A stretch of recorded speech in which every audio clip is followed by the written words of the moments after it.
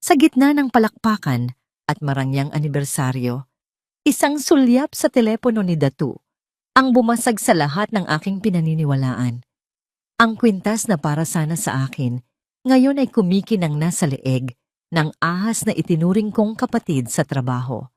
Hindi ako sisigaw at hindi ako maglulumpasay dahil ang bawat luhang papatak ay gagawin kong matatalas na sinulid na bibigti sa inyong dalawa.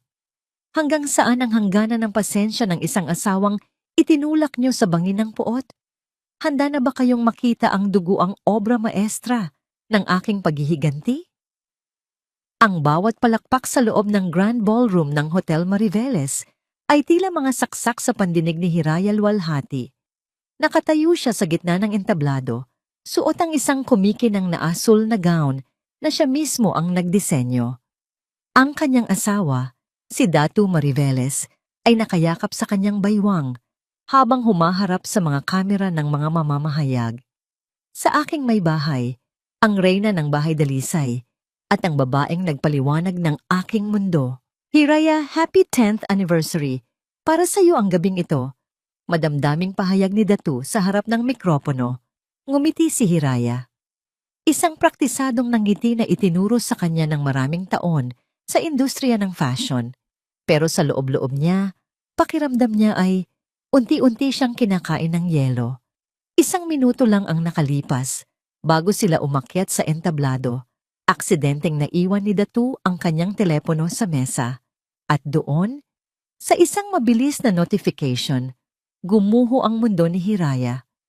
Isang mensahe mula sa kanyang pinagkakatiwalaang assistant na si Liab Agusan. Ang bango-bango pa rin ang pabango mo sa unan ko, Datu. See you later after your boring party. Hindi makahinga si Hiraya, ang lalaking katabi niya ngayon, na kung tawagin ng media ay the ultimate gentleman, ay may ibang mundong kinagagalawan kung saan wala siya. Ayos ka lang ba, mahal? Bulong ni Datu. Ang kanyang hininga ay amoy mamahaling alak at panlilinlang. Bahagyang tumango si Hiraya, hindi magawang tumingin sa mga mata ng asawa. Medyo nahihilo lang ako sa dami ng tao. Gusto ko sanang uminom ng tubig. Stay here. Ako na ang kukuha para sa'yo. Malambing na sagot ni Datu bago ito bumaba ng entablado. Pinanood ni Hiraya ang paglakad ng kanyang asawa. Ang bawat hakbang nito ay puno ng kumpiyansa. Pero hindi sa direksyon ng bar pumunta si Datu.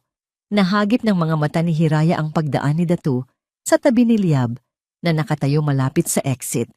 Isang mabilis na haplos sa kamay, isang kilos na kung hindi mo pagmamasdang mabuti ay aakalain mong aksidente lang. Pero ang mas nagpatigil sa tibok ng puso ni Hiraya ay ang leeg ni Liab. Doon, kumikinang sa ilalim ng mga chandelier ang isang kwintas na may pendant na hugis luha. Iyon ang luha ng langit. Isang limited edition na disenyo na sinabi ni Datu na ipinagawa niya para kay Hiraya bilang regalo sa kanilang anibersaryo. Sinabi nito na delayed ang delivery mula sa ibang bansa kaya wala pa itong maibigay sa kanya ngayong gabi. Isang malakas na sampal ng katotohanan. Ang regalong para sa kanya ay suot na ng ibang babae. Sa mismong gabi ng kanilang pagdiriwang, sa harap ng daan-daang tao, huminga ng malalim si Hiraya. Gusto niyang sumigaw, gusto niyang hablutin ang buhok ni Liab at ipahiya ang asawa sa harap ng lahat. Ngunit habang tinitingnan niya ang mga taong nakapaligid sa kanya, ang kanyang mga magulang na sinalakan at gunita, na puno ng pagmamalaki ang mga mata at ang mga investors na nagtitiwala sa bahay dalisay, alam niyang hindi iyon ang paraan. Hindi siya sisigaw, hindi siya maglulumpasay sa sahig. Lumapit sa kanya si Yaya Ginhawa, ang matandang tagapangalaga na nakakita sa kanyang paglaki. Hawak nito ang isang baso ng tubig, pero ang mga mata nito ay puno ng pag-aalala. Anak, namumutla ka. Gusto mo na bang magpahinga sa taas? Mahinang tanong ni Ginhawa. Tumingin si Hiraya kay Ginhawa at sa sandaling iyon, ang takot sa kanyang mga mata ay napalitan ng isang malamig at matalim na determinasyon. Yaya, pakitawagan si Attorney Along Batanes. Sabihin mo, Kailangan ko siyang makausap bukas na bukas din, sa pinakalihim na paraan. Utos ni Hiraya sa mahinang boses. Nagulat ang matanda. Attorney Batanes? Yung kaibigan mo sa probinsya? Bakit Hiraya?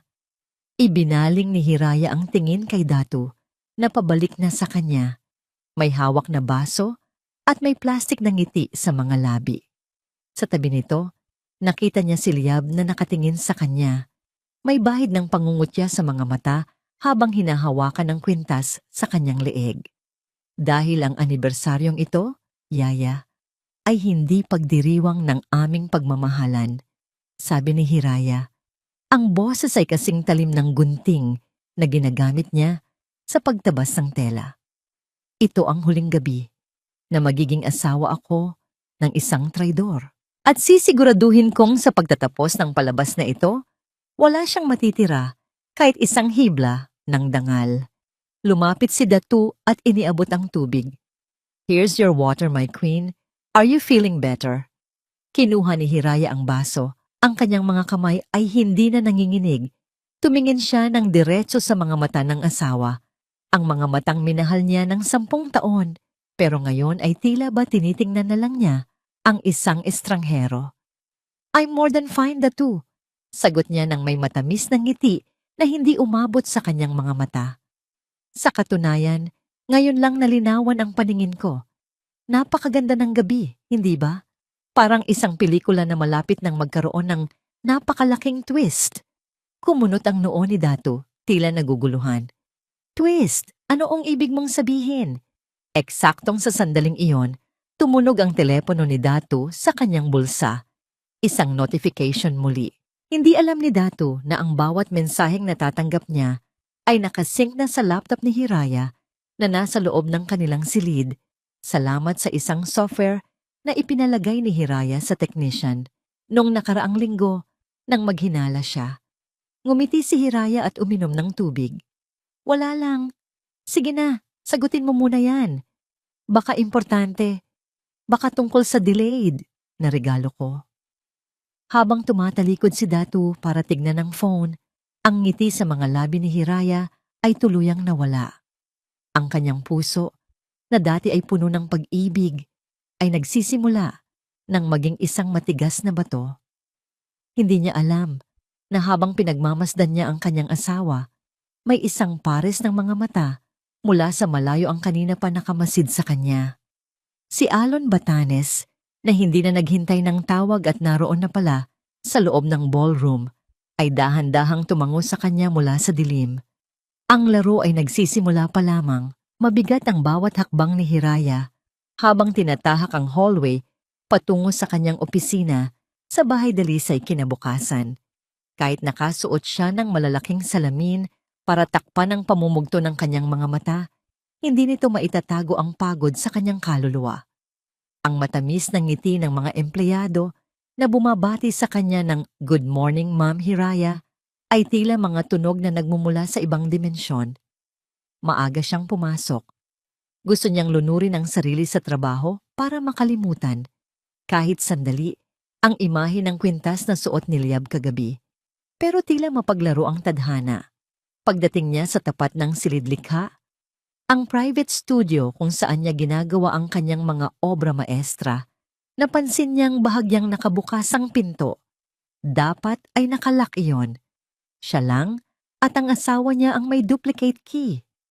Akma na sana niyang itutulak ang pinto nang marinig niya ang isang pamilyar na tawa. Isang tawa na dati ay nagpapagaan ng loob niya dahil ito ang tawa ng kanyang matapat na assistant. Pero ngayon, parang kinakalmot nito ang kanyang dibdib. "Datu, tingnan mo ito." Boses ni Liab, malambing pero may halong utos. Ito ba ang ipagmamalaki niya sa Fashion Week? Masyadong luma, masyadong matanda. Gaya niya. Nanigas si Hiraya. Ang kanyang kamay na nasa seradura ay dahan-dahang binitawan ang hawakan. Sa halip na pumasok at magwala, pinili niyang sumilip sa maliit na siwang ng pinto. Ang nakita niya ay halos magpaduwal sa kanya. Nakaupo si Liab sa kanyang swivel chair, ang tronong pinaghirapan niyang abutin sa loob ng maraming taon. Nakapatong ang mga paa nito sa kanyang mesa at hawak nito ang sketchbook na naglalaman ng mga designs para sa susunod na season. Si Datu naman ay nakatayo sa likuran ni Liab, minamasahe ang balikat ng babae habang nakadungaw sa mga sketch. Ang mukha ng kanyang asawa ay puno ng paghanga, hindi para sa mga disenyo, kundi para sa babaeng lumalapastangan sa mga ito. Hayaan mo na, babe, sagot ni Datu habang hinahagkan ang leeg ni Liab. Kailangan lang nating paabutin ang show. Kapag nakuha na natin ang investments mula sa mga partners sa Singapore, pwede na nating simulan ang plano. Ikaw na ang magpapatakbo ng creative direction. Alam kong mas magaling ka sa kanya. Hiraya is losing her touch. Parang binuhusan ng kumukulong tubig si Hiraya. Ang lalaking ito, na kagabi lang ay tinawag siyang Reyna, ay siya palang nagbabalak na tanggalan siya ng korona. Hindi lang ito tungkol sa pagtataksil sa kama. Ito ay pagnanakaw ng kanyang utak, ng kanyang sining, at ng kanyang kinabukasan. Talaga? Ani Liab, habang walang habas na pinupunit ang isang pahina mula sa sketchbook ni Hiraya, isang disenyo na iniyakan ni Hiraya ng ilang gabi bago mabuo. Nilamukos ito ni Liab at ibinato sa basurahan sa gilid. Kung gayon, dapat simulan ko nang mag-practice. Inikot ni Liab ang upuan at hinila ang kurbata ni Datu palapit sa kanya. Bagay ba sa akin ang opisina na iito na bagay ba sa akin ang maging Mrs. CEO? Bagay na bagay. Bulong ni Datu bago sinunggaban ng halik si Liab. Sa labas ng pinto, nanginginig ang buong katawan ni Hiraya. Hindi dahil sa selos, kundi dahil sa matinding galit na ngayon lang niya naramdaman. Gusto niyang pumasok, gusto niyang isaksak sa lalamunan ni Liab ang nilamukos na papel. Gusto niyang sampalin si Datu hanggang sa matauhan ito. Pero naalala niya ang sinabi ni Attorney Alon. Kailangan natin ng ebidensya. Kailangan natin silang mahuli sa akto, hindi lang sa pangangalo niya, kundi sa pagnanakaw ng intellectual property at pondo. Dahan-dahang kinuha ni Hiraya ang kanyang telepono. Sa nanginginig na kamay, itinapat niya ang kamera sa siwang ng pinto. Pinindot niya ang record. Bawat salita, bawat halik, bawat pagkutya sa kanyang pangalan ay na-capture ng lente. Ang pagpunit ni Liab sa kanyang sketch, ang pag-amin ni Datu sa planong takeover, lahat ay nasa kanya na. Nang matapos ang halikan, tumayo si Liab at lumapit sa safe na nasa gilid ng kwarto. Nanlaki ang mata ni Hiraya. Paano nalaman ni Liab ang code? Walang kahirap-hirap na binuksan ni Liab ang safe. Sabi ko sa'yo, madali lang hulaan ang password niya. Birthday ng namayapa niyang aso? Napaka-sentimental. Tumawa ito ng nakaka-insulto. Kinuha ni Liab ang isang makapal na brown envelope, ang orihinal na titulo ng lupa kung saan nakatayo ang bahay dalisay at ang mga blueprints ng bagong koleksyon na hindi pa nairerehistro. Ito na ang tiket natin, Datu. Nakangising sabi ni Liab habang iwinawagayway ang envelope. Kapag nailabas natin ito sa pangalan ko, wala nang habol si Hiraya. She will be left with nothing but her outdated pride. Sumandal si Datu sa mesa at ngumisi. At sa wakas, makakalaya na ako sa kanya. Hindi na kinaya ni Hiraya. Pakiramdam niya ay sasabog na ang dibdib niya. Bago pa siya makagawa ng ingay na maglalantad sa kanya, dahan-dahan siyang umatras. Bawat hakbang palayo ay mabigat, pero puno ng bagong layunin. Tumakbo siya papunta sa fire exit. Doon, sa dilim ng hagdanan, napaupo siya sa baitang. Hindi siya umiyak, tapos na siya sa pag-iyak. Tiningnan niya ang video sa kanyang cellphone. Malinaw ang mukha nila, malinaw ang boses nila. Gusto niyo ng digmaan? Bulong ni Hiraya sa sarili. Ang boses ay naging malamig at matigas. Ibibigay ko sa inyo ang digmaan, pero hindi sa paraang inaasahan ninyo. Tumayo siya, inayos ang kanyang damit, at pinunasan ang nag-iisang butil ng pawis sa kanyang noo. Kinuha niya ang kanyang telepono at tinawagan si Attorney Alon. Alon, sabi niya nang sagutin nito ang tawag. Ang boses niya ay wala ng bahid ng awa. Nasa kanila ang blueprints at nire-record ko silang ninanakaw ang kumpanya ko. Isama mo na sa draft ng demanda ang intellectual property theft. Copy that, Hiraya. Mag-ingat ka. Sagot ni Alon sa kabilang linya. Huwag kang mag-alala. Sagot ni Hiraya habang nakatingin sa refleksyon niya sa salamin ng fire exit door. Ang babaeng nakikita niya ay hindi na ang asawang nagtimpla ng kape kaninang umaga. Isa na itong mandirigma. Bumukas ang pinto ng opisina sa di kalayuan. Narinig niya ang boses ni Liab na papalabas, masaya at puno ng kumpiyansa. Don't worry, Datu. Rinig niyang sigaw ni Liab mula sa hallway. Bilang na ang mga araw niya. Sa susunod na buwan, ako na ang uupo sa trono ng bahay dalisay at siya na ang magiging assistant ko sa impyerno. Napangisi si Hiraya sa dilim. Subukan mo, Liab. Dahil bago ka pa makaupo, sinunog ko na ang trono. Mabilis ang takbo ng sasakyan ni Hiraya habang tinatahak ang daan patungo sa Baryo Sansinag. Isang tagong bayan sa labas ng lungsod kung saan matatagpuan ang maliit na rest house ng kanyang pamilya. Hindi niya ginamit ang kanyang karaniwang mamahaling kotse. Hiniram niya ang lumang van ni Yaya Ginhawa para masiguradong walang makakapansin sa kanyang pag-alis. Ang ulan ay malakas na humahampas sa windshield, tila nakikisimpatya sa bagyong nagaganap sa loob ng kanyang puso. Pagdating sa tapat ng isang lumang bahay na bato na malapit sa dalampasigan, nakita niya ang isang lalaking nakatayo sa veranda. May hawak na tasa ng kape at nakatingin sa dagat. Si Alon Patnes. Sa kabila ng lumipas na mga taon, hindi nagbago ang tindig nito. Matatag at tila hindi matitinag ng kahit anong alon. Akala ko ay hindi ka na darating. Bungad ni Alon nang makapasok si Hiraya sa loob. Ang boses nito ay kalmado, isang kabaligtaran sa magulong isipan ni Hiraya. Hindi sumagot si Hiraya. Inilapag niya ang kanyang bag sa mesa at kinuha ang kanyang cellphone. Iniharap niya ang screen kay Alon at pinindot ang play sa video na nakuha niya kanina sa opisina. Tahimik na pinanood ni Alon ang bawat segundo ng pagtataksil, ang mga halik, ang pagpunit sa mga disenyo, at ang pagnanakaw ng mga dokumento sa safe. Nang matapos ang video, ibinaba ni Alon ang cellphone at tumingin ng diretso kay Hiraya. Mas malala pa ito sa inaasahan ko, Hira. Seryosong sabi ni Alon. Hindi lang ito basta pakikiapid. Ito ay economic abuse at intellectual property theft. Gusto ka nilang burahin sa sarili mong kumpanya. Hindi nila magagawa yun, Alon. Gumaralgal ang boses ni Hiraya, pero agad din siyang nagbawi. Ang bahay dalisay ay pundasyon ng pawis at dugo ng mga magulang ko. Hindi ko hahayaang ang isang ahas at isang hudas ang maghari doon. Umupo si Alon sa tapat niya at naglabas ng isang makapal na folder. Kaya kailangan nating maging matalino.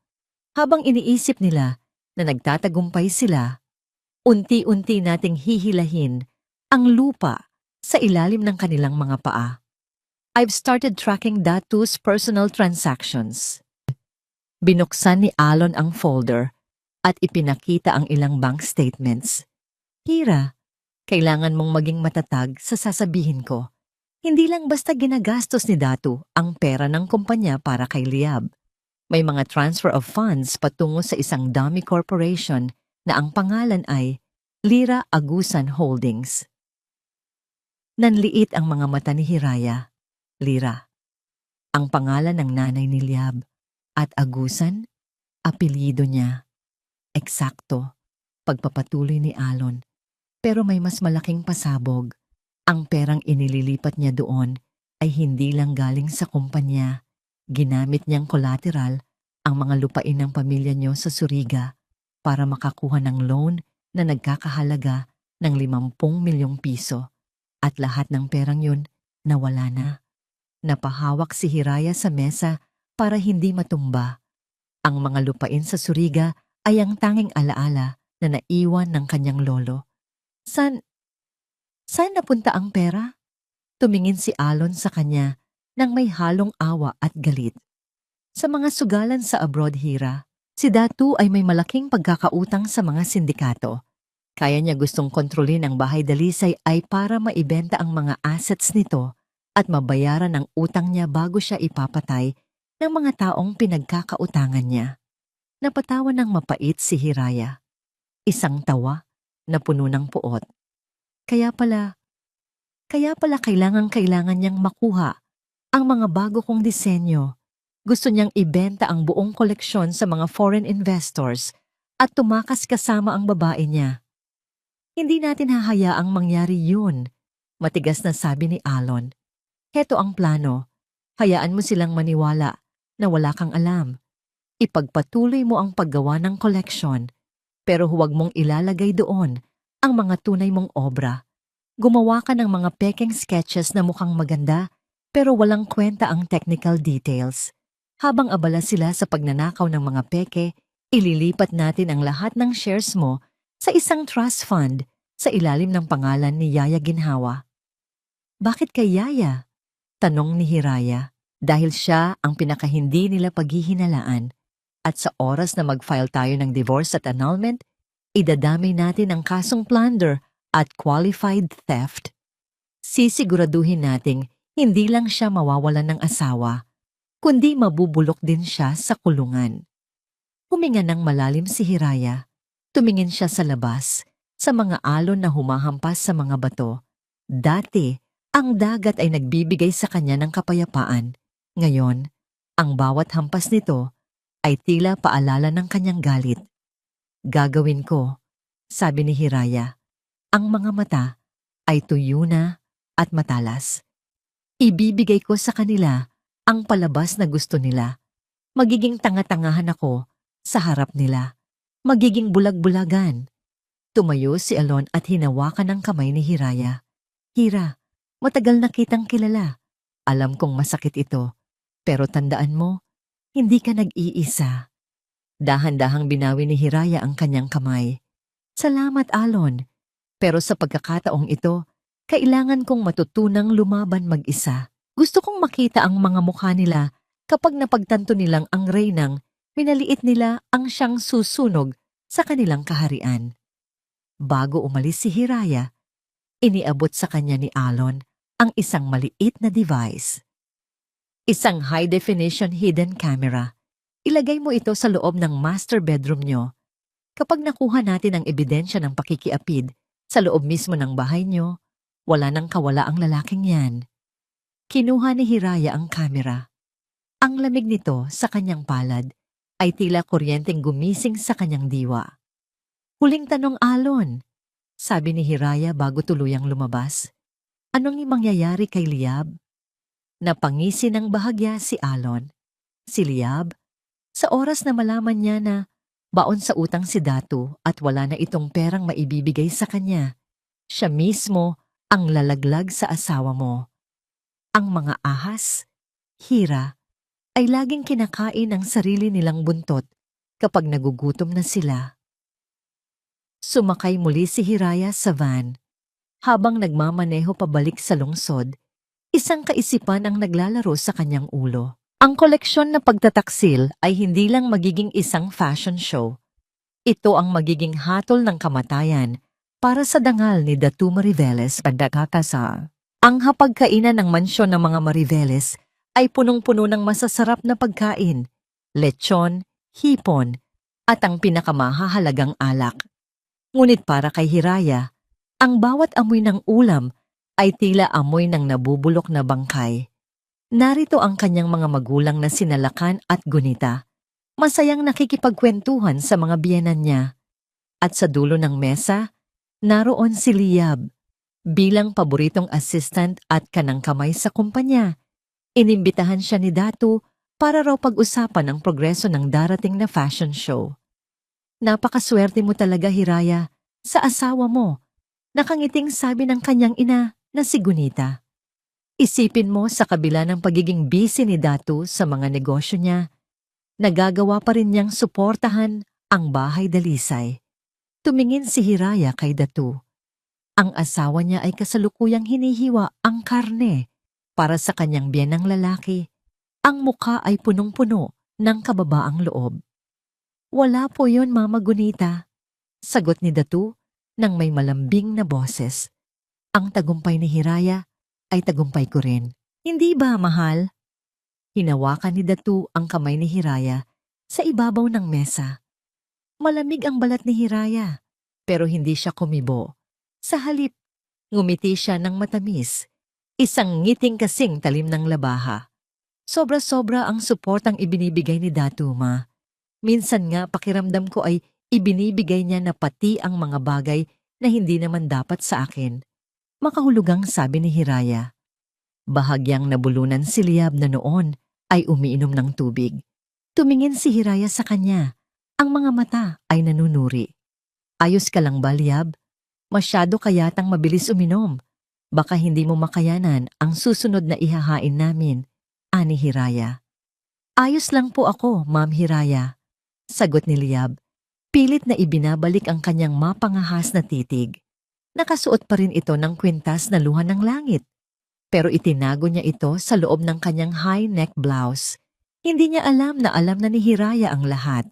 Tumayo si Hiraya at kinuha ang bote ng mamahaling wine. Lumapit siya kay Liab. Hayaan mong ako na ang magsilbi sa iyo, Liab. Napakalaki ng naitulong mo sa asawa ko nitong mga nakaraang araw. Kung wala ka, baka hindi natapos ni Datu ang mga sikreto niyang proyekto. Sabi ni Hiraya habang dahan-dahang isinasali ng alak sa baso ni Liab. Nagkatinginan si Datu at Liab. May bahid ng kaba sa mga mata ni Datu, pero mabilis itong napalitan ng kanyang pamilyar na maskara. Hira, baka mapagod ka. Hayaan mo na ang mga helpers na gumawa niyan. Sabi ni Datu. Hindi, Datu. Gusto kong ipakita kay Liab kung gaano ko pinahahalagahan ang serbisyo niya sa pamilyang ito. Sagot ni Hiraya. Pagkatapos isali ng alak, hinawakan niya ang balikat ni Liab at bahagyang pinisil ito. Alam mo, Liab, may mga tao talagang magaling kumuha ng hindi sa kanila. Pero ang nakakalimutan nila, ang mga hiram na gamit, laging binabawi ng may kasamang interes. Namutla si Liab, pero sa halip na matakot, tila lalo itong nag-apoy sa galit. Sa tingin ni Liab, isang desperadang asawa lang si Hiraya na sinusubukang manakot. Nagpatuloy ang hapunan. Bawat tawa ni Datu ay parang lason sa tenga ni Hiraya. Bawat pagpuri ng kanyang mga magulang sa katapatan ni Datu ay tila kutsilyong bumabaon sa kanyang likod. Pero tiniis niya. Kailangan niyang maging perpektong asawa hanggang sa huling sandali. By the way, Hiraya, singit ni Liab, ang boses ay puno ng kapangahasan. Nabalitaan ko na ang theme ng final collection mo ay tungkol sa katapatan. Hindi ba parang masyadong boring yon para sa isang modernong show? Huminto sa pagkain ng lahat. Tumingin si Hiraya kay Liab. Pagkatapos ay kay Datu na tila naghihintay din ng sagot. Nagbago ang isip ko, Liab. Mahinahong sagot ni Hiraya. Pinalitan ko ang tema. Ang pamagat na ng huling koleksyon ko ay Pagtataksil.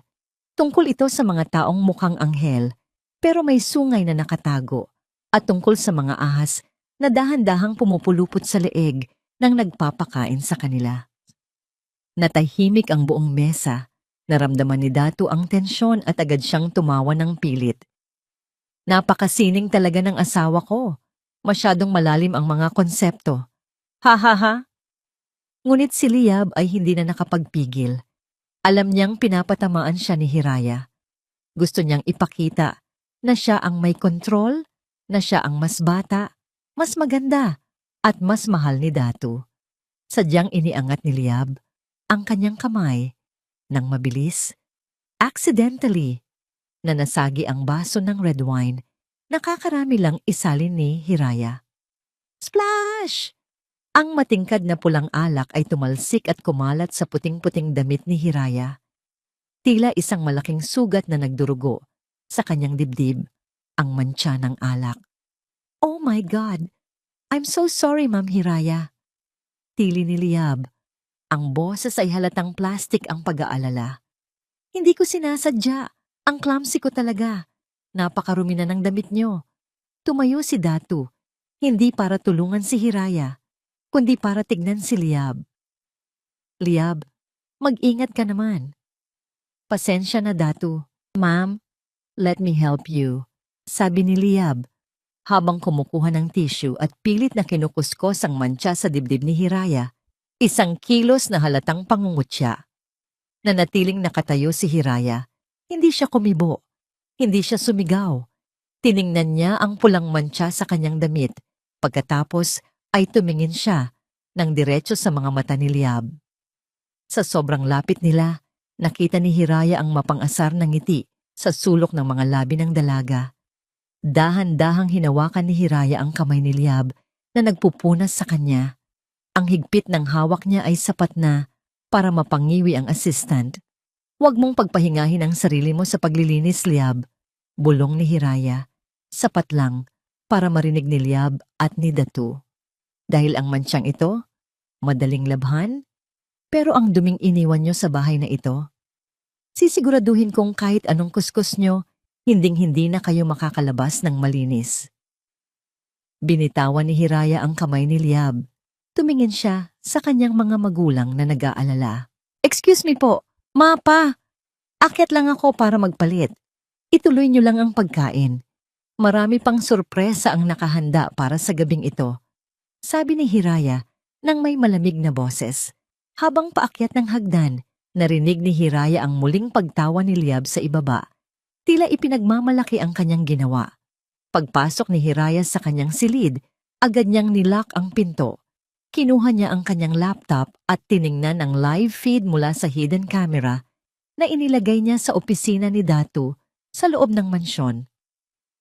Nakita niya ang asawa niya at si Liab na pumasok sa opisina matapos ang ilang minuto. Nakita mo ba ang mukha niya? Para siyang basang sisiw.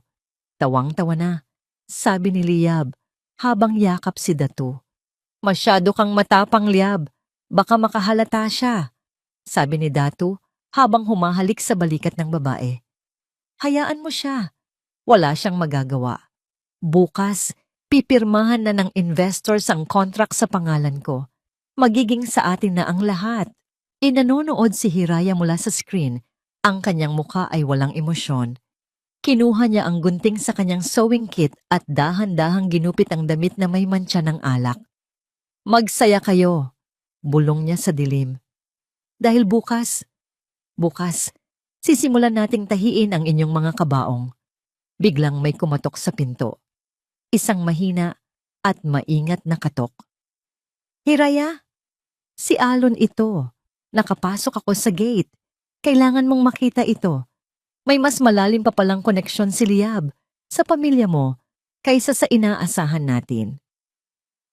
Mabilis na binuksan ni Hiraya ang pinto ng terrace at pinatuloy si Alon sa loob ng madilim na silid.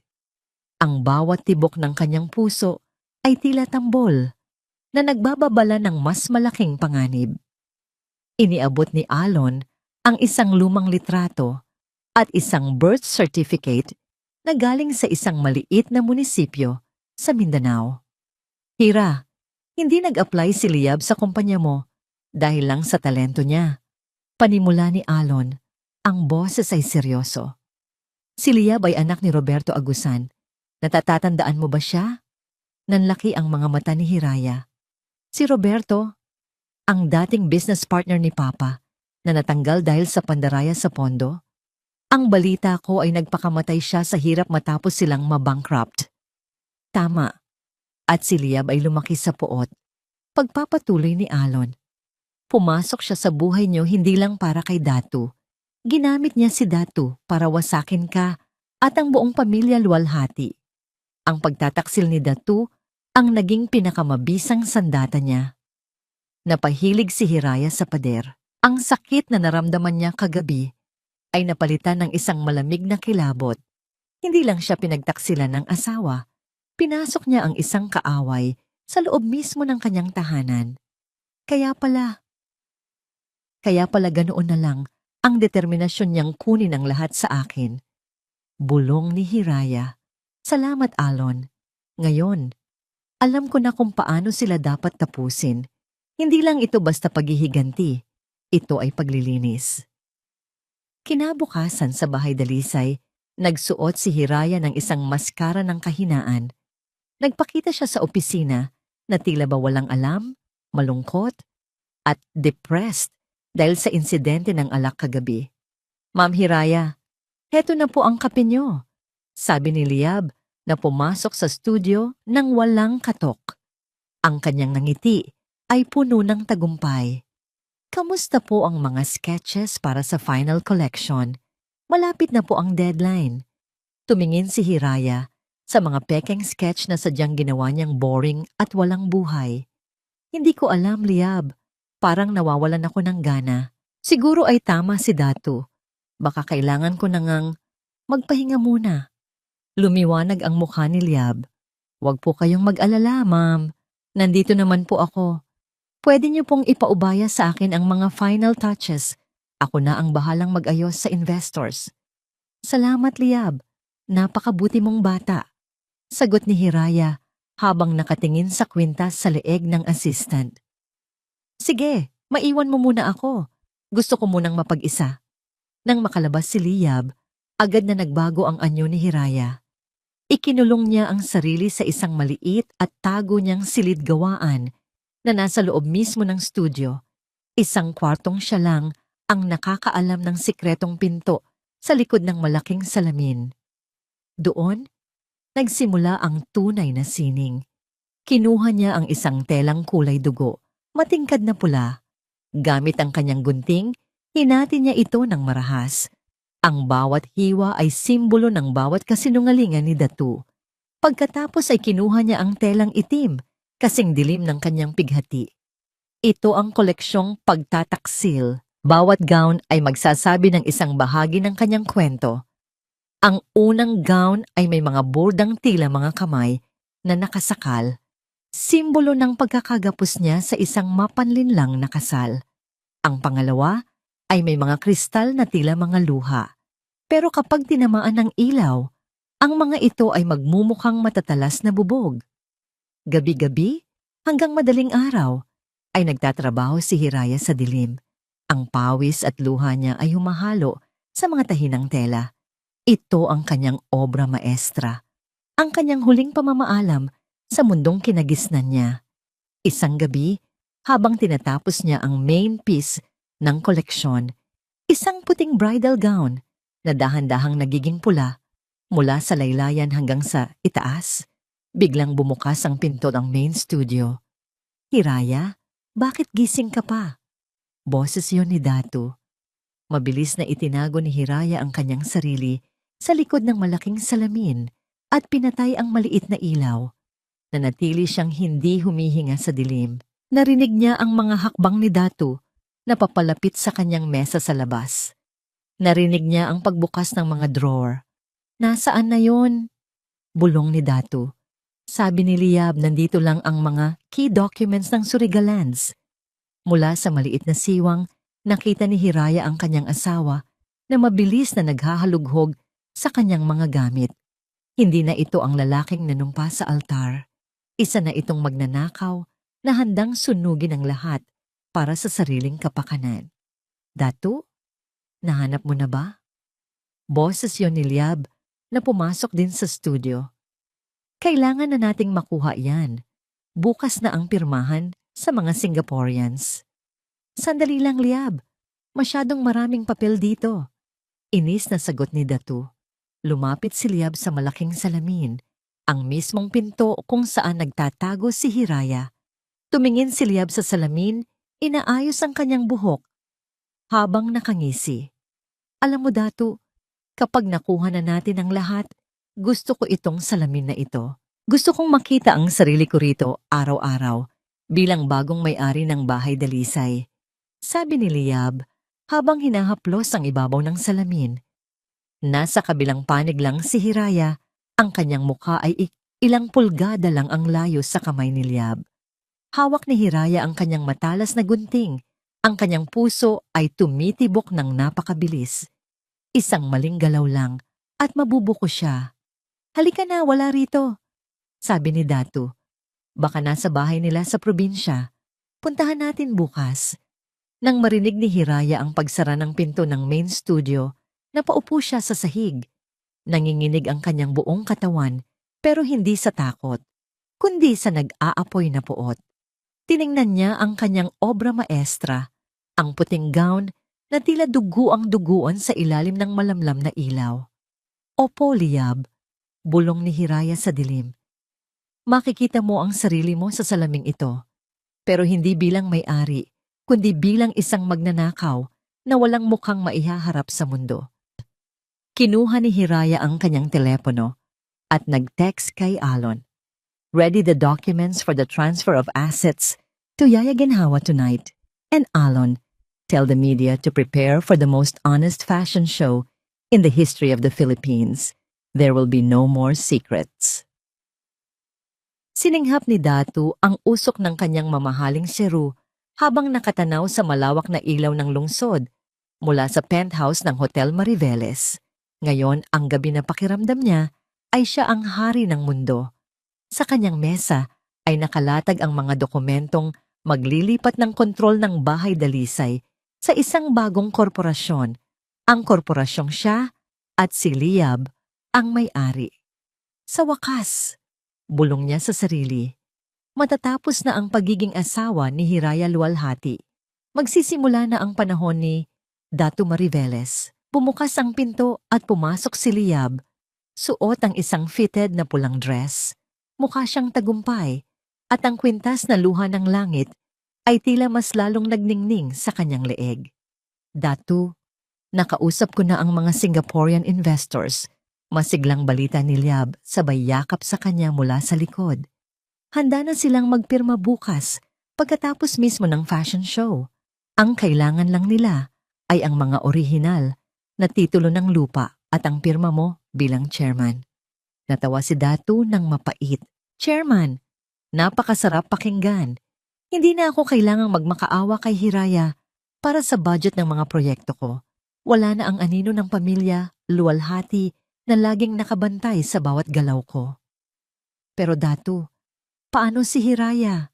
Tanong ni Liab, habang ang mga daliri niya ay naglalaro sa kwelyo ng polo ni Datu. Masyado siyang tahimik nitong mga nakaraang araw. Hindi ba tayo dapat mag-alala? Baka may pinaplano siya.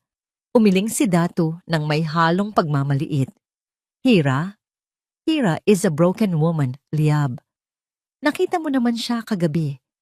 Ni hindi niya kayang ipagtanggol ang sarili niya nang matalsikan siya ng alak. Masyado siyang sentimental, masyadong old school. Ang iniisip lang niya ay ang sining niya. Hindi niya alam na sa mundo ng negosyo, ang sining ay walang kwenta kung wala kang sikmura.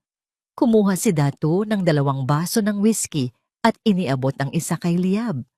Iniisip niya siguro na sa paggawa ng koleksyong pagtataksil, nakakaganti siya sa atin sa pamamagitan ng simbolismo. Hayaan natin siyang magdrama sa runway. Pagkatapos ng show, kapag wala na ang mga kamera, ihahain ko sa kanya ang divorce papers at ang notice of eviction. Sigurado ka bang walang makakahanap sa mga funds na inilipat natin? Paninigurado ni Liab. Malinis ang lahat, babe. Ang accounting department ay nasa ilalim ng bulsa ko. Ang tanging problema ko na lang ay ang mga pinagkakautangan ko sa Macau. Pero kapag nakuha na natin ang investment mula sa Singapore, mababayaran ko na sila at magkakaroon pa tayo ng sobrang yaman. Ininom ni Datu ang whiskey sa isang lagukan. Pakiramdam niya ay napakatalino niya. Nagawa niyang gamitin ang pangalan ni Hiraya para makakuha ng tiwala ng mga bangko. At ngayon ay handa na niyang ilaglag ang asawa para sa sariling kaligtasan. Para sa ating bagong imperyo, sabi ni Liab, itinaas ang kanyang baso. Para sa ating kalayaan, sagot ni Datu. Ngunit sa gitna ng kanilang pagdiriwang, tumunog ang personal na telepono ni Datu. Isang unknown number. Sino to? Inis na tanong ni Datu pagkatapos sagutin ang tawag. Mr. Mariveles, Isang malalim at baritonong boses ang sumagot mula sa kabilang linya. Gusto ko lang ipaalala na ang mga utang na dugo ay hindi nababayaran ng perang galing sa pagnanakaw. Bukas, sa gabi ng show, siguraduhin mong nakasuot ka ng pinakamaganda mong suit. Dahil baka iyon na ang huling pagkakataon na makita ka ng mundo sa labas ng rehas. Napako si Datu sa kanyang kinatatayuan. Ang lamig ng boses sa kabilang linya ay tila isang balaraw na bumaon sa kanyang likod. Sino ka? Anong pinagsasabi mo? Sigaw ni Datu, pero naputol na ang linya. Datu, anong nangyari? Bakit namumutla ka? Tanong ni Liab na biglang kinabahan. Pilit nang ngumiti si Datu kahit na nagsisimula na ng manginig ang kanyang mga kamay. Wala yon. Baka isa lang sa mga prank callers o yung mga bitter na dating empleyado na tinanggal ko. Huwag nating sirain ang gabi. Ibinalik ni Datu ang kanyang tingin sa labas ng bintana. Pero sa pagkakataong ito, hindi na ang mga ilaw ng lungsod ang nakikita niya. Ang nakikita niya ay ang refleksyon ng kanyang sarili sa salamin.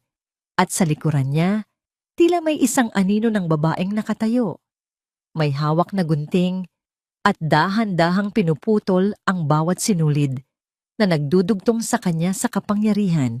Hindi alam ni Datu na ang tawag na yon ay galing kay Alon Batanes na nakaupo lang sa loob ng isang madilim na van sa labas ng hotel habang pinapanood ang bawat galaw nila sa loob ng penthouse sa pamamagitan ng hidden camera na inilagay ni Hiraya.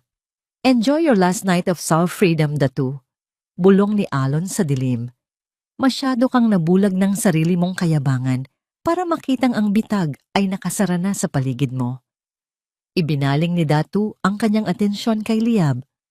Ayaw niyang ipakita ang takot. Halika na, Liab. Kailangan nating magpahinga. Bukas ang araw ng ating panalo. Huwag mong pansinin ang mga banta ng mga taong inggit sa atin. Ngunit pag-uwi nila sa mansyon ng mga Mariveles ng hating gabi, isang kakaibang katahimikan ang sumalubong sa kanila. Wala ang mga gwardiya sa gate at ang mga ilaw sa hallway ay nakapatay. Hiraya! Hiraya! Tawag ni Datu habang papasok sa master bedroom. Walang sumasagot.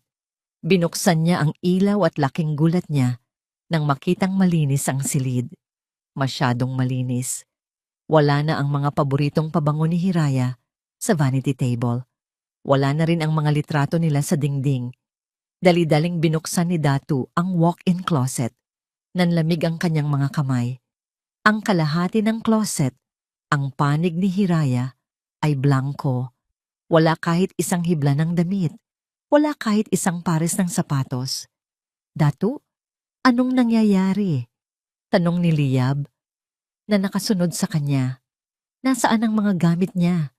Napansin ni Datu ang isang maliit na kulay itim na box sa ibabaw ng kanyang unan. May nakadikit na note sa itaas nito. Sa sulat kamay ni Hiraya, nakalagay ang dalawang salita, huling handog. Nanginginig ang kamay ni Datu nang buksan niya ang box. Inasahan niya marahil ay alahas o sulat ng pamamaalam. Pero ang bumungad sa kanya ay isang piraso ng telang pula na may bahid ng tuyong alak, ang mismong tela mula sa damit ni Hiraya na nabuhusan kagabi.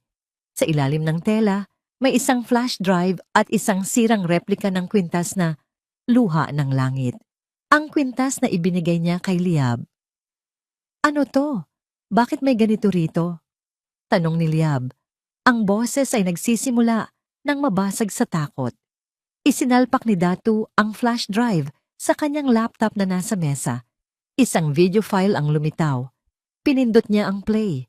Ang screen ay nagpakita ng isang live broadcast setup. Hindi ito video ng kanilang pagtataksil, kundi isang countdown timer na may background music na nakakapangilabot.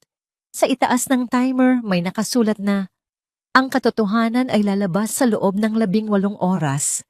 Live at the Bahay Dalisay Grand Show. Hindi ito maaari. Bulong ni Datu. Paano niya nalaman? Paano niya nakuha ang mga ito? Biglang nag-vibrate ang phone ni Datu. Isang email notification mula sa legal department ng kumpanya. Subject: Resignation of the creative director and immediate liquidation of personal assets. Binasa ni Datu ang nilalaman at halos himatayin siya. Hindi lang nag-resign si Hiraya. Ginamit ni Hiraya ang kanyang power of attorney na pinirmahan ni Datu noong nakaraang taon sa sobrang kumpiyansa para ibalik ang lahat ng shares ng pamilya Luwalhati sa isang trust fund na hindi pwedeng galawin ng kahit sino, kabilang na ang chairman. Liab, tawag ni Datu. Ang boses ay puno ng desperasyon. Ang mga titulo. Ang mga titulo sa safe sa opisina, kailangan nating tignan kung nandoon pa. Ngunit bago pa sila makakilos, narinig nila ang tunog ng sirena ng pulis sa labas ng mansyon. Datu, tumakas na tayo. Datu, sigaw ni Liab, habang hawak-hawak ang kanyang kwintas, na tila ba yun na lang ang natitirang pag-asa niya. Napatingin si Datu sa bintana. Ang mga ilaw ng pulis ay kumikinang sa dilim, tila mga matang naniningil. Doon niya napagtanto. Ang bitag na inakala niyang siya ang gumawa, ay siya palang kinalalagyan niya ngayon. At si Hiraya? Si Hiraya ay matagal nang nakawala. At ngayon ay handa nang panoorin ang kanyang pagkasunog. Pinanood ko ang huling piraso ng aking mga gamit habang isinasakay ni Alon sa likod ng van.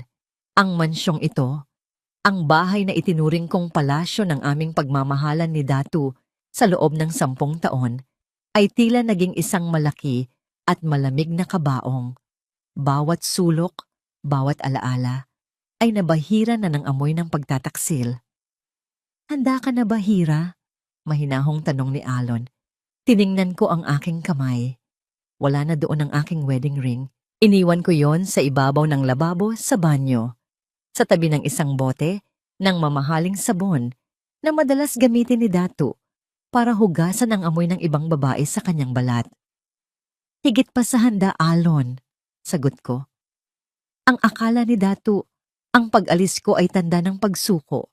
Hindi niya alam. Ito ang simula ng aking paglipad. Pumasok muli ako sa loob ng kwarto sa huling pagkakataon. Inilapag ko ang itim na box sa ibabaw ng unan, ang huling handog na tiyak na yayanig sa kanyang mundo. Alam kong sa oras na mabasa niya ang note at makita ang laman nito, mauunawaan niyang ang tanga-tangahang asawa na minaliit niya ay ang siyang nagmamanipula na ng kanyang huling hininga sa mundong ito. Lumapit sa akin si Yaya Ginhawa, bitbit ang kanyang sariling maliit na bag. Namumugto ang kanyang mga mata. Anak, sigurado ka ba rito? Paano kung saktan ka niya kapag nalaman niya ang totoo? Pag-aalala ng matanda. Hinawakan ko ang kanyang mga kamay. Yaya, ikaw ang may hawak ng susi ng aking kinabukasan ngayon.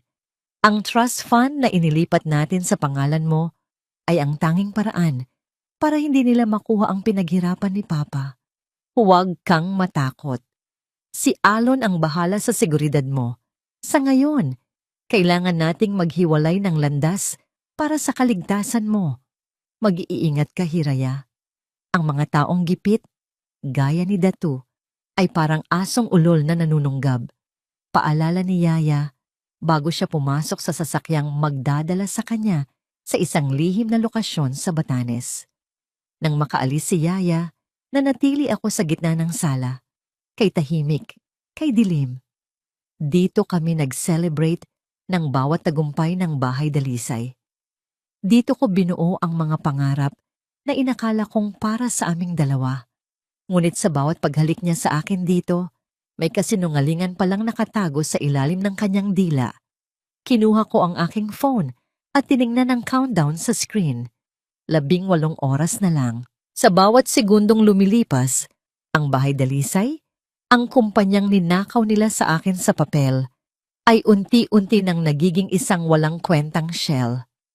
Ang lahat ng mga bank accounts na ginagamit ni Datu ay na-freeze na dahil sa hiling ni Alon sa korte, base sa ebidensya ng money laundering na nakuha namin. Naglakad ako palabas ng gate. Hindi ko nilingon ang mansyon.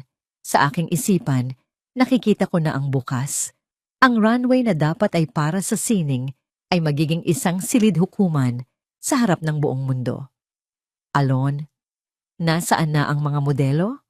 Tanong ko nang makasakay na ako sa sasakyan. Nasa studio na sila, Hira. Lahat sila ay sumumpa ng confidentiality. At ang mga foreign investors, nakatanggap na sila ng special invitation mula sa atin. Akala nila ay pipirma sila ng kontrata kay Datu. Pero ang totoo, darating sila para makita ang pagbagsak ng isang mandaraya.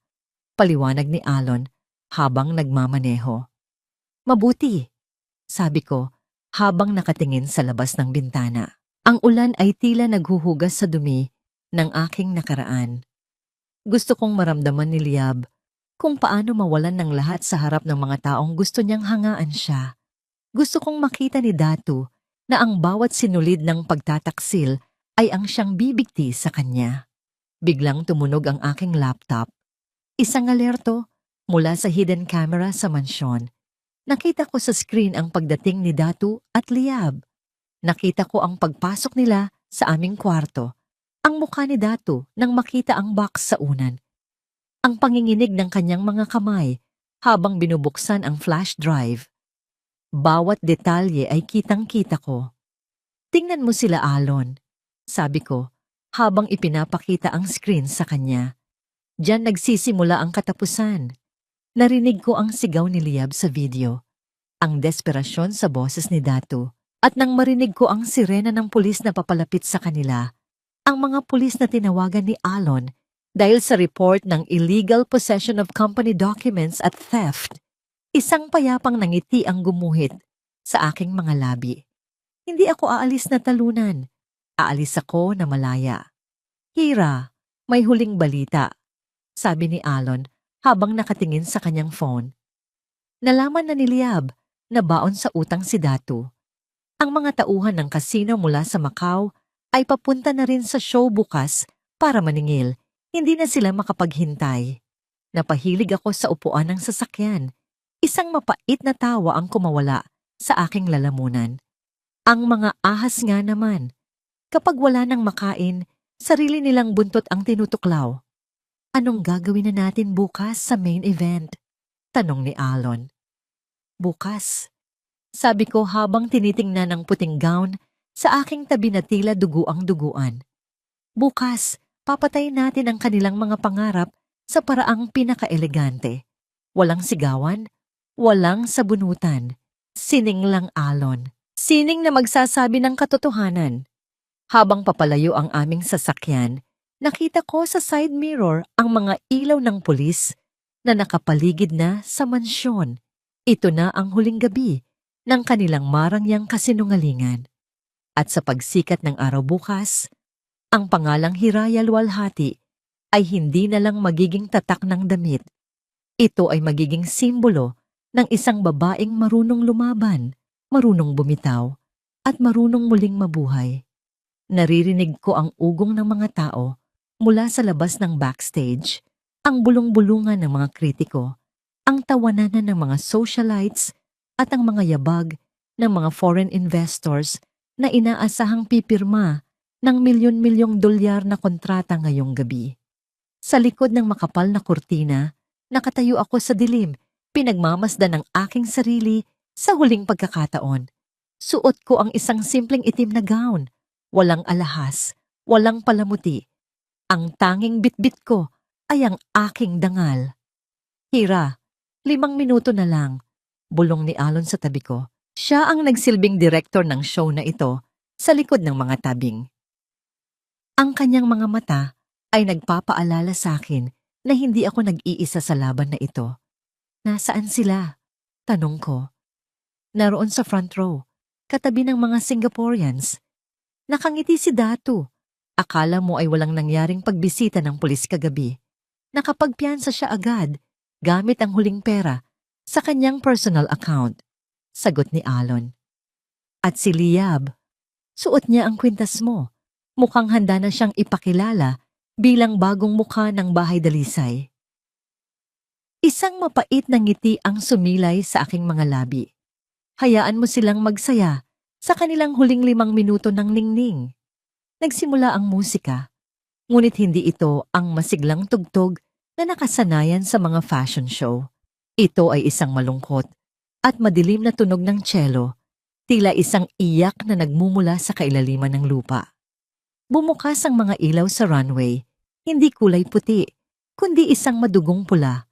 Lumabas ang unang modelo. Suot niya ang isang gown na puti, pero sa bawat hakbang niya, may mga hibla ng itim na sinulid na dahan-dahang humihila sa tela, tila ba sinisira ang kabuuan nito. Ang pamagat ng damit, ang unang kasinungalingan. Nakita ko ang mukha ni Datu mula sa monitor. Kumunot ang kanyang noo. Hindi ito ang mga boring na disenyo na ninakaw nila sa aking mesa. Sumunod ang pangalawang modelo. Suot ang nakatagong ahas. Ang tela ay kulay ginto, pero may mga burda ng itim na kaliskis na nakapulupot sa leeg ng modelo. Habang naglalakad siya, ang projector sa likuran ay nagpakita ng mga anino ng 2 taong nagbubulungan sa dilim. Napansin ko ang pagkabalisa ni Liab. Hinawakan niya ang kwintas sa kanyang leeg.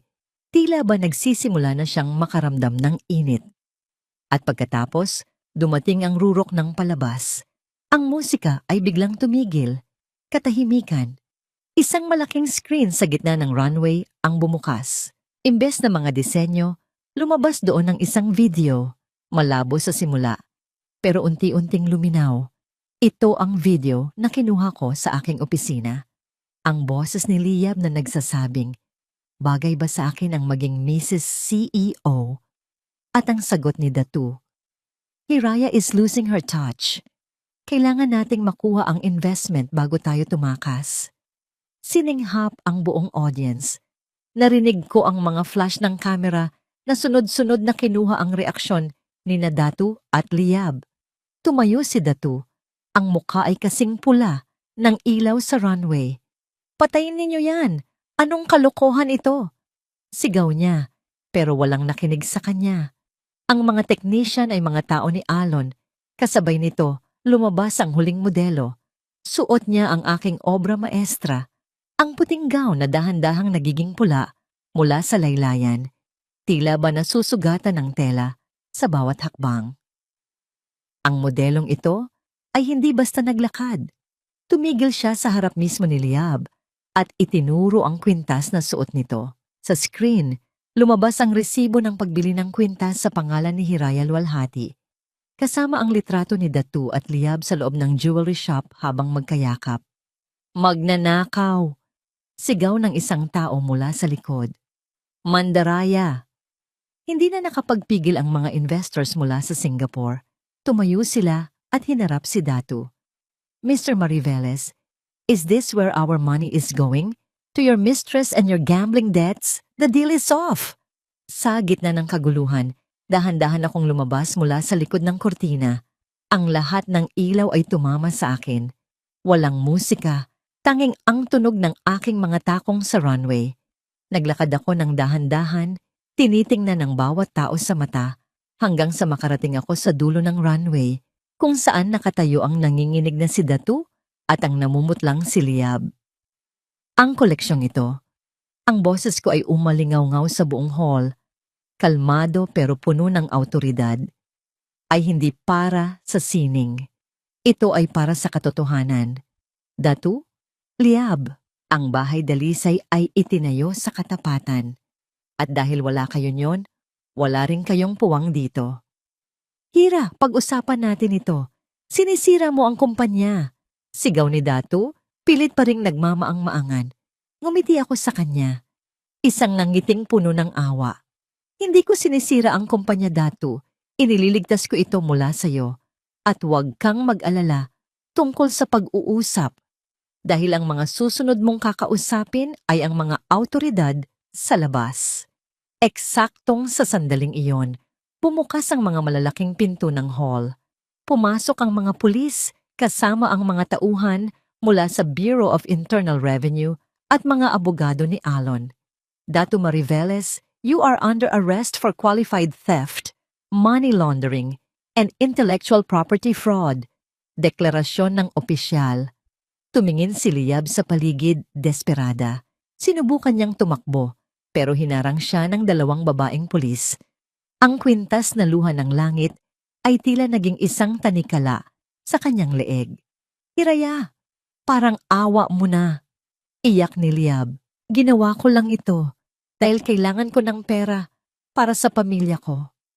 Ang paghihiganti ng tatay mo ay hindi sapat na dahilan para wasakin mo ang buhay ko, Liab. Sagot ko habang nakatingin sa kanya ng diretsyo. Ngayon, mararanasan mo ang naranasan ng ama mo, ang mawalan ng lahat dahil sa sariling kasakiman. Habang pinipiringan ng posa si Datu, tumingin siya sa akin ng may galit. Wala kang matitira, Hiraya. Baon sa utang ang kumpanyang ito. Mali ka, Datu, sabi ko habang iniabot sa kanya ang isang dokumento. Ang kumpanyang ito ay wala ng utang. Dahil bago pa magsimula ang show, binayaran ko na ang lahat gamit ang trust fund na iniligtas ko mula sa pagnanakaw mo. Ang bahay dalisay ay malinis na at ikaw na lang ang duming kailangang itapon. Pinanood ng buong mundo, mula sa media hanggang sa social media livestream, kung paano kinaladkad palabas ang dating ultimate gentleman at ang kanyang star assistant. Naiwan akong nakatayo sa dulo ng runway. Ang katahimikan ay muling bumalot sa hall. Pero sa pagkakataong ito, hindi ito nakakatakot. Ito ay payapa. Tumingin ako sa kisame, sa mga chandelier na kumikinang. Sa wakas, malaya na ako. Ang veil ng kasinungalingan ay tuluyan ng napunit. Malamig ang bakal ng posa sa aking mga pulso, pero mas malamig ang simoy ng hangin sa loob ng maliit na interrogation room na ito. Suot ko pa rin ang aking mamahaling taksido, pero wala na itong silbi. Gusot-gusot na ito, may mantsa ng pawis, at tila naging isang uniforme ng kahihiyan. Isang gabi lang ang kailangan ko para makuha ang pirma ng mga Singaporeans. Isang gabi na lang sana at malaya na ako sa mga utang ko. Datu, kailangan mo nang magsalita. Boses iyon ng aking abogado. Pero kahit siya ay hindi makatingin sa akin ng diretso. Masyadong mabigat ang mga ebidensyang inihain ni Hiraya at ng kampo ni Attorney Batanes. Ang money laundering, ang falsification of documents, hindi natin ito kayang paikutin. Gawan mo ng paraan. Sigaw ko, sabay hampas ng nakaposas kong mga kamay sa mesa. Ako si Datu Mariveles. Hindi ako pwedeng mabulok sa kulungang ito. Bumukas ang pinto at pumasok si Alon Batanes. May bitbit siyang folder at isang mapang uyam ng ngiti. Umupo siya sa tapat ko. Tila ba pinapanood ang isang nasugatang hayop na naghihingalo. Mr. Mariveles, o baka dapat tawagin na lang kitang Inmate Mariveles? Panimula ni Alon. Gusto ko lang ipaalam sa iyo na ang iyong pirma sa mga loan documents sa Macau, kinumpirma na ng mga foreign authorities. At ang balita, ang mga taong pinagkakautangan mo ay hindi natutuwa na wala ka ng asset na maibabayad sa kanila. Nanlamig ang aking buong katawan. Anong ibig mong sabihin? Ang bahay dalisay ay opisyal na nang bumalik sa pamilya Luwalhati. Lahat ng properties na ginamit mong collateral, nakuha na ni Hiraya sa pamamagitan ng court injunction dahil napatunayang nakuha mo ang mga ito sa paraang mapanlinlang, paliwanag ni Alon. In short, Datu, wala kang kahit isang kusing, wala kang pambayad sa utang mo, at wala ka ring pambayad sa abogadong kaharap mo ngayon. Napatingin ako sa aking abogado. Dahan-dahan itong tumayo at kinuha ang kanyang briefcase. Pasensya na, Datu. Hindi ako nagtatrabaho ng libre. Naiwan akong mag-isa kasama si Alon. Nasaan si Liab? Tanong ko. Ang boses ko ay nanginginig na sa desperasyon. Sabihin mo sa kanya, ilabas niya ang perang itinabi natin sa dummy account. Natawa ng malakas si Alon. Si Liab, kanina pa siya pumirma ng affidavit laban sa'yo. Isinuko niya ang lahat ng impormasyon tungkol sa mga illegal transactions mo kapalit ng mas mababang sentensya. Sabi niya, ginamit mo lang daw siya at pinilit na gawin ang lahat ng yun. She called you a pathetic loser bago siya dinala sa female dormitory. Parang gumuho ang langit sa aking ulo. Si Liab, ang babaeng inakala kong kakampi ko, ang babaeng ipinalit ko kay Hiraya. Siya ang huling pako sa aking kabaong. Gusto mo ba siyang makita sa huling pagkakataon? Tanong ni Elon. Dinala ako sa labas, sa hallway, kung saan ililipat na si Liab. Nakita ko siya. Wala na ang kanyang ganda. Gulo-gulo ang buhok, nakasuot ng dilaw na t-shirt ng preso at umiiyak. Liab, tawag ko. Tumingin siya sa akin, pero wala nang pag-ibig sa kanyang mga mata. Puot lang. Kasalanan mo ito, Datu. Kung hindi ka naging gahaman, kung hindi mo niloko si Hiraya, hindi tayo hahantong sa ganito. Namamatay na ang tatay ko sa hirap dahil sa pamilya ni Hiraya at ngayon, pati ako, nabubulok na rito dahil sa'yo. Pero minahal kita. Sigaw ko. Minahal mo lang ang pakiramdam na may nakukuha ka sa asawa mo. Dura ni Liab sa sahig bago siya kinaladkad ng mga pulis palayo. Napaluhod ako sa hallway. Ang ingay ng aking sariling paghikbi ay umalingaw-ngaw sa paligid. At doon, sa dulo ng hallway, nakita ko siya. Si Hiraya. Nakatayo siya doon, suot ang isang puting blusa at maong na pantalon. Mukha siyang napaka-presko, napakagaan. Tila ba tinanggalan siya ng isang napakabigat na dalahin. Wala siyang galit sa mukha. Wala ring awa. Blanko lang. Lumapit siya sa akin at huminto ng ilang dipa ang layo. Hiraya, mahal. Tawag ko. Pilit na gumagapang palapit sa kanyang mga paa. Patawarin mo ako. Nagkamali ako. Gagawin ko ang lahat. Babawi ako. Please, iurong mo ang mga kaso. Maibabalik pa natin ang dati. Tiningnan ako ni Hiraya mula ulo hanggang paa. Pagkatapos, kinuha niya mula sa kanyang bag ang huling set ng mga dokumento, ang ating divorce decree at ang certificate of annulment na kakarating lang mula sa korte kasama ang ebidensya ng aking panloloko. Walang dating Datu, mahinahong sabi ni Hiraya. Ang kanyang boses ay tila musika ng isang taong nakalaya na sa impyerno. Ang Datu na minahal ko ay namatay na 10 taon na ang nakalilipas. Ang kaharap ko ngayon ay isang estranghero na nagtangkang magnakaw ng aking kaluluwa. Hira, parang awa mo na. Hindi ito ang wakas ko rito. Hihinto na ang pagtakas mo, Datu. Maring sabi ni Hiraya. Magpapatuloy ang mga araw mo sa likod ng mga rehas na ito upang harapin, araw-araw, ang lahat ng pinili mong isantabi para sa isang panandaliang pagnanasa. Iniwan ko na sa labas ang huli mong alaala, ang singsing nating dalawa. Ipinasa ko na yon at ang halagay na punta sa orphanage. Kahit ang ginto nito, ayaw kong manatili sa buhay ko sapagkat nagmula iyon sa mga pasyang ikaw ang gumawa. Tumalikod na si Hiraya. Hiraya! Sigaw ko habang hinahatak ako ng mga gwardiya pabalik sa selda. Hindi siya lumingon. Naglakad siya patungo sa pintuang sinasalo ng liwanag ng araw. Sa bawat hakbang niyang palayo, ramdam ko ang unti-unting pagbura sa lahat ng kinang na minsan kong tinawag na akin. Naiwan akong mag-isa sa katahimikan. Ang tanging tunog ay ang pagsasara ng mabigat na bakal. Klang! Wakas na. Ang imperyo ni Datu Mariveles ay gumuho na.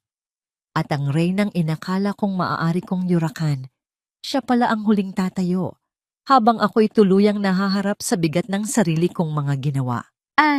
Ang simoy ng hangin dito sa Batanes ay hindi katulad ng sa Maynila. Dito, ang hangin ay amoy asin, amoy sariwang damo, at higit sa lahat, amoy kalayaan. Nakatayo ako sa tuktok ng isang burol, pinagmamasdan ang naglalakihang alon na humahampas sa mga batuhan sa ibaba. Ang bawat hampas ng tubig ay tila nagpapaalala sa akin na kahit gaano kalakas ang bagyo, ang mga bato ay nananatiling matatag.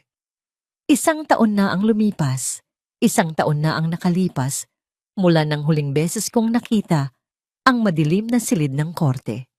Ang balita tungkol sa pagkakakulong ni Datu at Liab ay unti-unti nang nabaon sa limot ng publiko. Ang bahay dalisay ay muli kong itinayo, ngunit sa pagkakataong ito, hindi na ito isang korporasyong naghahabol sa kita at katanyagan. Tinawag ko itong Bahay Hiraya, isang maliit na workshop dito sa probinsya kung saan tinuturuan ko ang mga lokal na kababaihan na maghabi at magdisenyo gamit ang sariling atin. Dito, ang bawat tahi ay may kwento.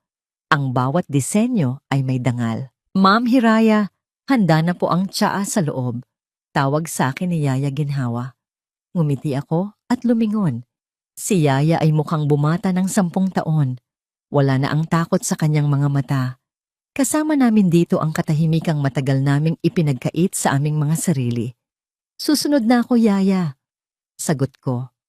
Bago ako pumasok, napansin ko ang isang pamilyar na sasakyan na huminto sa tapat ng aming bakuran.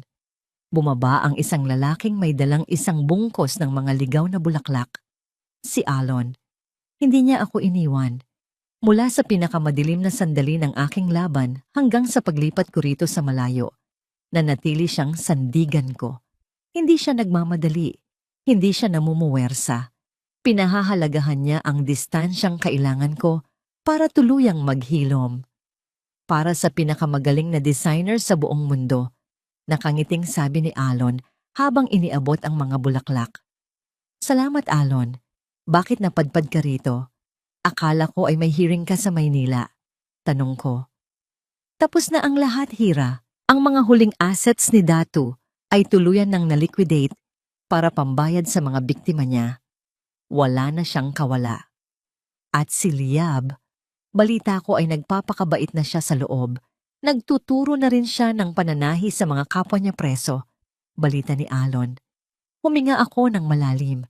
Wala na akong nararamdamang puot. Ang galit na dati ay sumusupok sa aking puso ay napalitan na ng kapayapaan. Mabuti naman. Simple kong sagot. Naglakad kami ni Alon sa gilid ng dalampasigan habang lumulubog ang araw. Ang langit ay napuno ng kulay ube at ginto. Parang isang telang sutla na dahan-dahang ibinabalot sa mundo. Dati, akala ko ang tagumpay ay ang pagkakaroon ng perpektong asawa, malaking mansyon, at sikat na pangalan.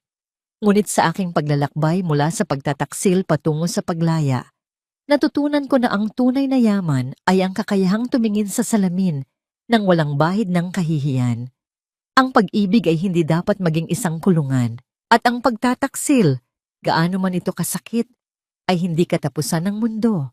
Ito ay isa lamang masakit na paraan ng tadhana para gisingin tayo sa katotohanan na masigit pa ang halaga natin kaysa sa mga taong hindi marunong magpahalaga sa atin. Huminto ako sa paglalakad at tumingin kay Alon. Salamat, Alon, sa lahat. Hinawakan niya ang aking kamay, hindi bilang isang asawa o isang manliligaw, kundi bilang isang kaluluwang nakakaunawa. Salamat din, Hiraya, dahil pinatunayan mo sa akin na ang pusong nadurog ay mas matibay kapag muling nabuo. Tumingin muli ako sa malawak na dagat. Ang aking kwento ay hindi nagtatapos sa paghihiganti. Nagtatapos ito sa paghahanap sa aking sarili. At sa wakas, nahanap ko na ang Hiraya na matagal ko nang itinago sa likod ng mga maskara ng iba. Ako si Hiraya Luwalhati. At ito ang aking bagong simula. Ang kwento ni Hiraya ay nagtuturo sa atin na ang tiwala ay isang sagradong bagay, ngunit ang pagpapahalaga sa sarili ay masigit pa rito. Huwag nating hayaang ubusin tayo ng mga taong mahal natin, ngunit hindi tayo kayang igalang. Ang pagbitaw sa isang mapanirang relasyon ay hindi tanda ng kahinaan, kundi isang dakilang katibayan ng lakas ng loob upang mahanap ang tunay na kapayapaan at kaligayahan. Maraming salamat po sa inyong pagsama sa paglalakbay ni Hiraya mula sa dilim ng pagtataksil hanggang sa liwanag ng Batanes. Sana ay nagustuhan ninyo ang ating kwento ngayong araw. Ano po ang inyong naging paboritong bahagi? Ano pang klaseng kwento ang gusto ninyong mapakinggan sa susunod? I-comment nyo lang po sa ibaba dahil binabasa po namin ang inyong mga suhestiyon. Hindi dito nagtatapos ang ating paglalakbay. Marami pa pong kwentong kasing ganda at mas puno ng aral dito sa aming channel. Kung nagustuhan nyo ang kwentong ito, i-like, i-share sa pamilya at mga kaibigan, at mag-subscribe na rin para lagi kayong updated sa mga susunod pa naming kwento. I-click nyo ang notification bell para kayo ang unang makarinig kapag may bago kaming upload. Pagpalain po kayo ng Panginoon, kayo at ang inyong buong pamilya. Hanggang sa muli. Hanggang sa muli. Hanggang sa muli. Hanggang sa muli. Hanggang sa muli. Hanggang sa muli.